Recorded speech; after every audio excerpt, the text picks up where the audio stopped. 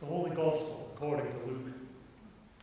John said to the crowds that came out to be baptized by him, "You brood of vipers, who warned you to flee from the wrath to come? Bear fruits worthy of repentance. Do not begin to say to yourselves, 'We have Abraham as our ancestor.' For I tell you, God is able from these stones to raise up children to Abraham. Even now the axe is lying at the root of the trees. Every tree, therefore, that does not bear good fruit is cut down and thrown into the fire." And the crowds asked him, "What then should we do?" In reply he said to them, "Whoever has 2 coats must share with anyone who has none, and whoever has food must do likewise." Even tax collectors came to be baptized, and they asked him, "Teachers, what should we do?" And he said to them, "Collect no more than the amount prescribed for you." Soldiers also asked him, "And we, what should we do?" He said to them, "Do not extort money from anyone by threats or false accusations, and be satisfied with your wages." As the people were filled with expectation, all were questioning in their hearts concerning John, whether he might be the Messiah. John answered all of them by saying, "I baptize you with water, but one who is more powerful than I is coming. I am not worthy to untie the thong of his sandals. He will baptize you with the Holy Spirit and fire. His winnowing fork is in his hand to clear his threshing floor and to gather the wheat into his granary. But the chaff he will burn with unquenchable fire." So, with many other exhortations, he proclaimed the good news to the people. The Gospel of the Lord. Please be seated. May the words of my mouth and the meditation of my heart be acceptable in your sight, O Lord, my strength and my Redeemer. Amen. So the other day, Amy and the kids and I, most of you know we have 18-year-old twins, we were watching Home Alone. Remember Home Alone? Little Macaulay Culkin. There's a scene in the second movie. He's alone in New York. His family are in Florida. He's in New York.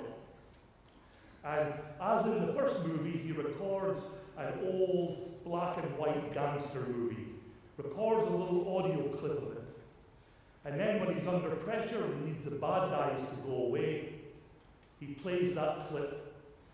And you hear the gangster in the movie uttering threats and then shooting someone with a Tommy gun. And then as the gangster voice speaks, cute little Macaulay Culkin mouths the words along with him. "Merry Christmas, you filthy animal.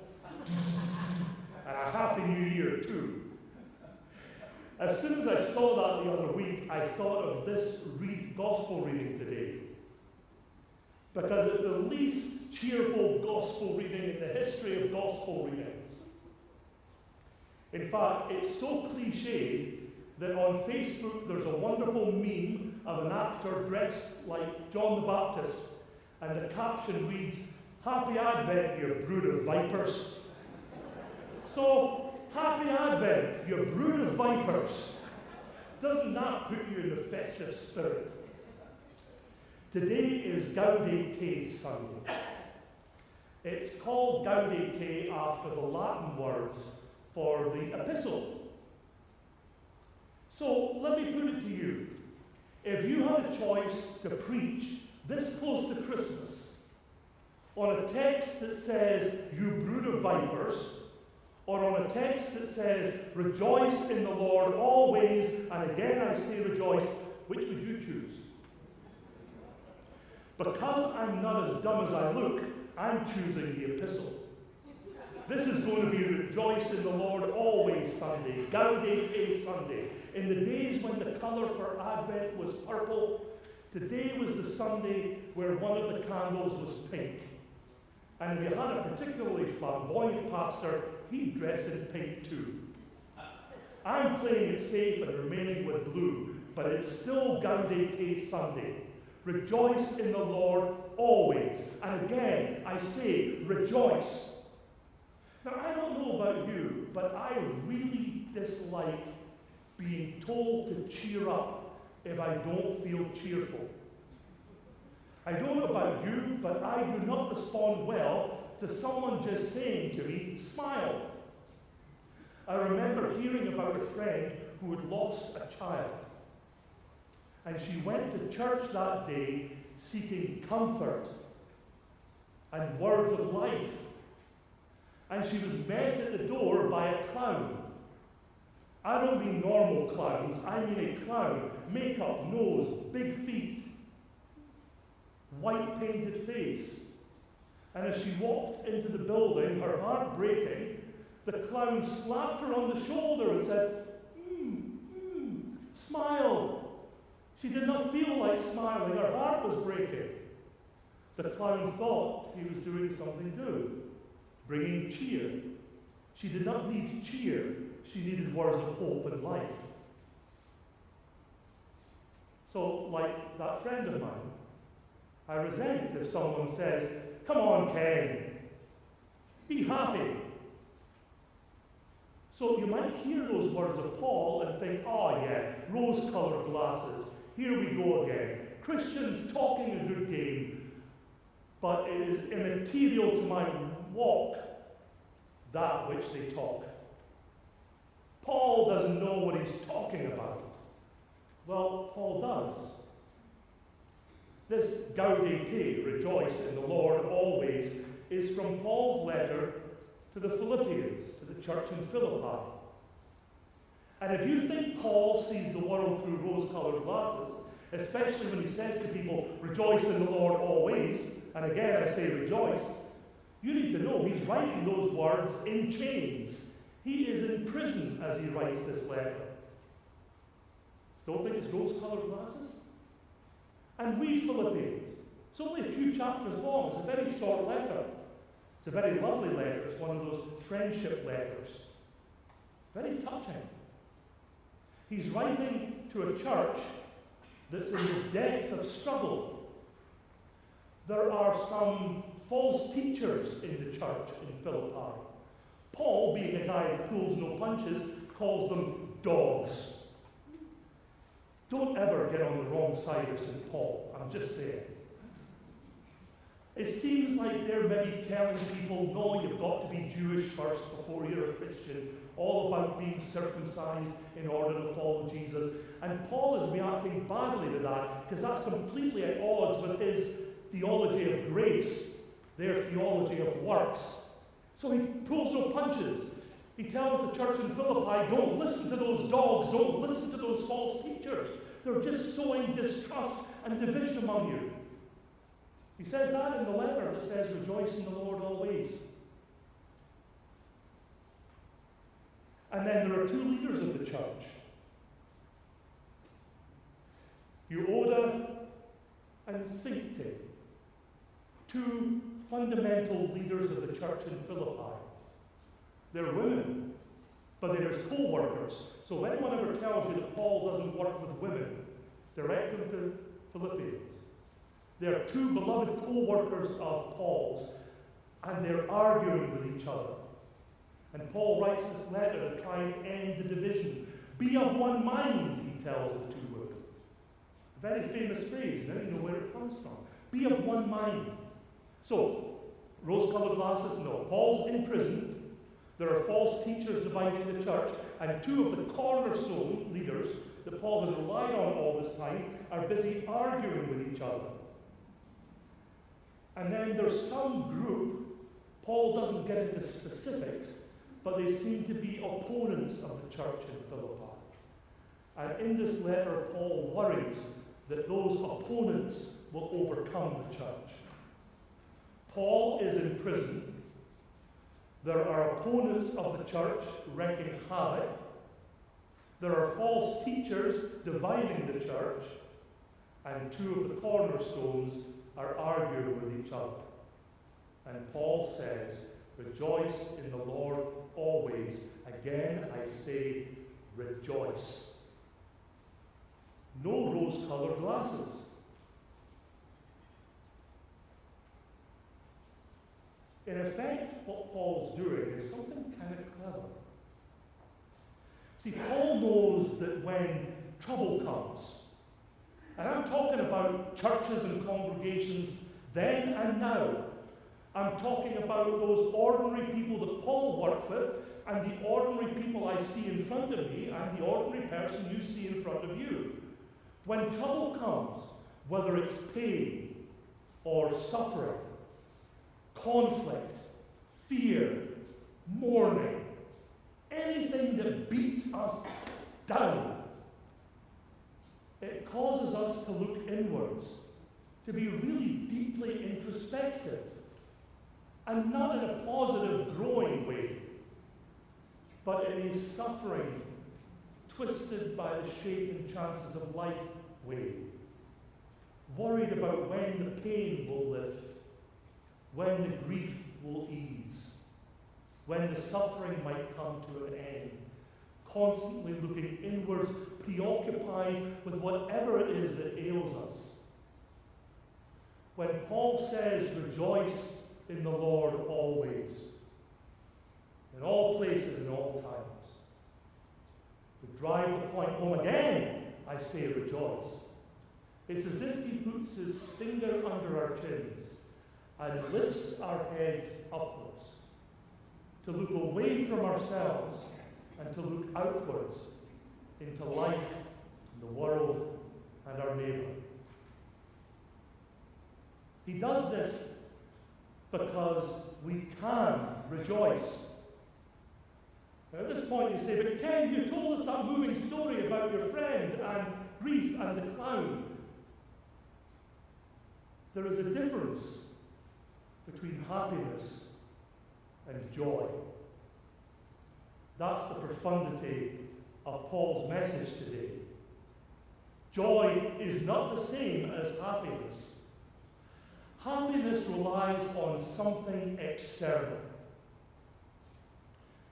a set of circumstances that have to be right. So in order for us to be happy, we have to be in a good mood, we have to be in relative comfort and safety, we have to be doing something we like to do, preferably with someone we like to do it with. We need to have good food, or good wine, or if at all possible, good food and good wine at the same time.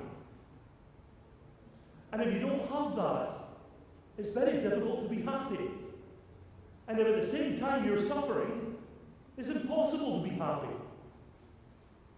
Joy is something different. And I want to give you a definition of joy that comes from Henry Nouwen, the late Catholic writer who taught at Yale. And you may have read his books, a number of them, incredibly beautiful books. Henry Nouwen. Now, of course, in my script, I have to find it. So talk amongst yourselves. Ah, there it is. Hey, I underlined it. Henry Nouwen says, joy, though, is the experience of knowing that you are unconditionally loved. I'll say that one more time. That's powerful stuff. Joy is the experience of knowing that you are unconditionally loved, and that therefore nothing, sickness, failure, emotional distress, oppression, war, or even death, can take that love away. That's joy. Which is why Paul says, rejoice in the Lord always. And again, I say, rejoice. It's not in your neighbour, it's not in your happiness. Rejoice in the Lord. Why? Because the Lord is near. Near to those he loves. That's why we can rejoice no matter what life, the world, or other people throw at us. Paul lives his life outwards, which is why elsewhere in Philippians he can talk about what's happening even though he's in chains. I want you to know, beloved, that whatever has happened to me has actually helped to spread the gospel, so that it has become known throughout the whole imperial guard and to everyone else that my imprisonment is for Christ.